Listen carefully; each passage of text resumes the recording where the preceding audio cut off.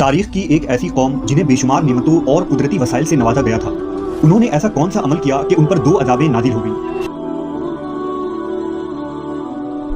یہ 3000 قبل از مسیح کا زمانہ تھا۔ مدین نامی ایک بستی آباد تھی۔ کہا جاتا ہے کہ ایگا کے معنی گھنا درخت ہوتے ہیں، اور ایسا ہی ایک گھنا درخت مدین کے نواحی آبادی میں موجود تھا جس کی لوگ پوجا پاٹ کیا کرتے تھے۔ روایت ہے کہ جس ایکا نامی درخت کی یہ لوگ پوجا کیا کرتے تھے، اس درخت کے آگے ہر 3 مہینے کے بعد ایک خوبصورت کنواری لڑکی کو ذبح کیا جاتا تھا اور اس کے سارے اعضاء کو الگ الگ کر کے دفن کیا جاتا۔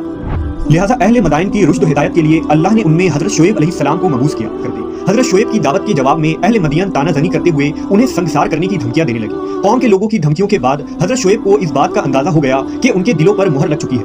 نافرمانی اور سرکشی کے پاداش میں قوم شعیب کو 2 قسم کے عذاب نے آ گھیرا، ایک زلزلے کا عذاب اور دوسرا آگ کی بارش۔ لہٰذا روایت ہے کہ جب وہ اپنے گھروں میں آرام کر رہے تھے تو یک بیک ایک ہولناک زلزلہ آیا، اور ابھی یہ ہولناکی ختم بھی نہ ہوئی تھی کہ اوپر سے آگ برسنے لگی۔